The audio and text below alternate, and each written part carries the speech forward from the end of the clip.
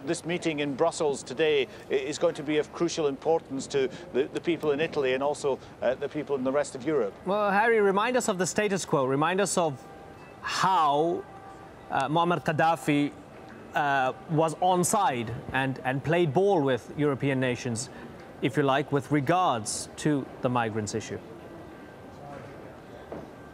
It hasn't really been tackled, and I think this is the big problem. A lot of people in Europe, not just in Italy but elsewhere, are saying that Europe has been far too quick to get on the side of Muammar Gaddafi and say to him, look, OK, we've lifted UN sanctions, you've agreed to help us in what they call their war against terrorism, and they've been too quick to make deals with them because, of course, Libya is an oil-rich country and Europe needs oil. It takes something like 70% of the oil that's produced in Libya. So it's a very important trading partner.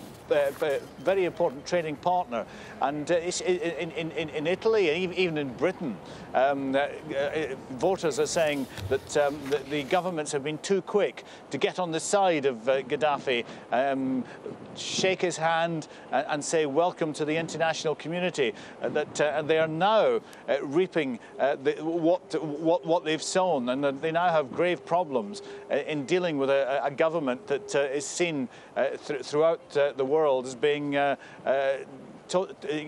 doing things to its citizens that a civilized country should not do. Harry, thanks a lot for bringing us up to speed and giving us that update from Rome. Harry Smith there. Well, we have correspondents across the region. Jamal Al-Shayal is in Saloum on the Egyptian side of the border with Libya.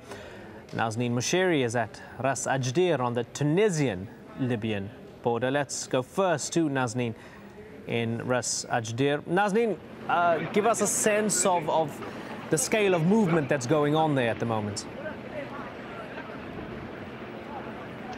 We're talking about thousands of people who have been coming across this border. This is a convenient border for many people, including Tunisians, some Libyans, also many Egyptians as well, who've told us here they are fleeing for their lives, targeted because they're Egyptians, targeted because they're Tunisians, because of the uprisings which happened in their countries, and some pro-Gaddafi Libyans blaming them for what is going on in Libya right now. We have had some interesting information about fighting which is happening in a town about 50 kilometers from where we are right now. We are 160 kilometers from Tripoli. This town, Zuwayba, is 50 kilometers from here to our east, towards Tripoli. Now, we understand from someone who we've been speaking to here, there has been fighting going on. There are battles between opposition groups and pro-Gaddafi people. And we understand that overnight, these opposition groups managed to get control of this town. But now the town today is back in the control of the military. And that is what we're hearing, that checkpoints all along the road to where we are right now are in the hands of the military. Okay, that's an interesting development, Nazneen, and we will no doubt try to find out more on that. I wonder, those who are actually crossing the border, what awaits them when they actually get to Tunisia? Well, what they find on the other side when they get to the Libyan border control is that their bags are checked, their mobile phones, memory cards are taken away from them. They believe because the Libyans don't want them to bring any mobile footage of what's going on across the border over into Tunisia. Their money is taken as well. But the important thing for many foreigners coming to this border, Tunisians, Egyptians, Libyans, whoever they are, the important thing for them is to be able to get into Tunisia, which is very easy for them to do right now. We do understand there's a group of 800 or so Chinese workers who've been stuck across the border for almost 24 hours, unable to get across because they do not have passports. The Libyans are not allowing them to come into Tunisia. And the Chinese authorities here on the Tunisian side are desperately trying to get in touch with officials in Tripoli, but they have so far been unable to do so. Okay, Nazneen, thanks a lot for that for the moment. We just want to bring you some pictures coming through. We're seeing some pictures of tribal leaders meeting in Al-Baida, as far as I understand. I'm hearing this is from Al-Baida in Libya, and this is a tribal meeting. I will get more information for you as to who exactly is meeting here, but no doubt highlighting the scale of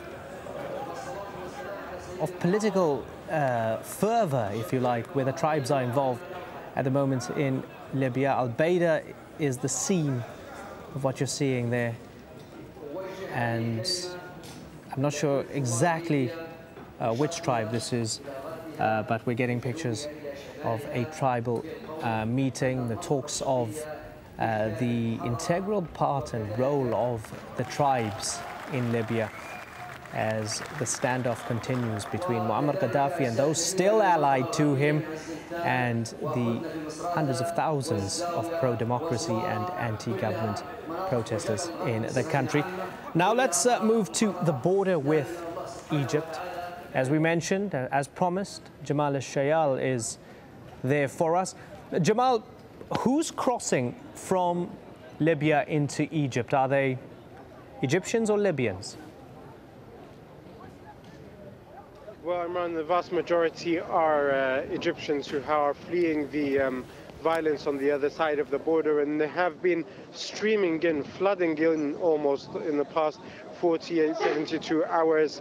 More than 20,000 have crossed this border point right behind me, and the Egyptian government and military has tried to provide some sort of transportation for them. However, the sheer volume of Egyptians who are flooding in and those inside Libya are estimated to be just over 1 million Egyptians. There is so much that it is difficult for the government to try and accommodate them here. In fact, ironically, one of the positives for the Egyptian industry here, the tourism industry, which has been at a standstill ever since the Egyptian revolution, is that all the tourism buses that have been parked essentially for the past 3 weeks because of a lack of tourists here in Egypt have now flooded the city of Saloum. Coming in here, I estimated roughly a queue of 3 or 4 kilometers of tourist buses queuing to try and take people here.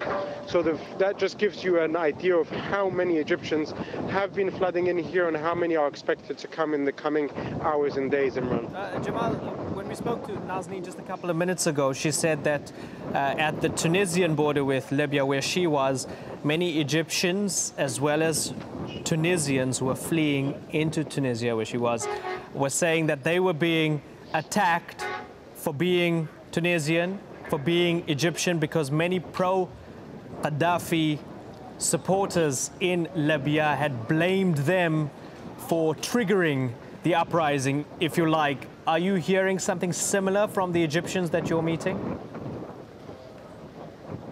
Indeed, Imran, that is the case. I've heard it on more than one occasion. In fact, just now as we were setting up, I was approached by two very excited Egyptians who say their 2 brothers are stuck in Tripoli, and the last they heard, they were taken away by the Libyan army and blamed for trying to stir up an uprising there. On my first day here a few days back when I was here, we were told of Egyptians who lived in some sort of compound, workers' compound, and on the first days of the violence, apparently they were attacked by who they described as African mercenaries who were specifically targeting Egyptians, as they said. So obviously there is that tale to be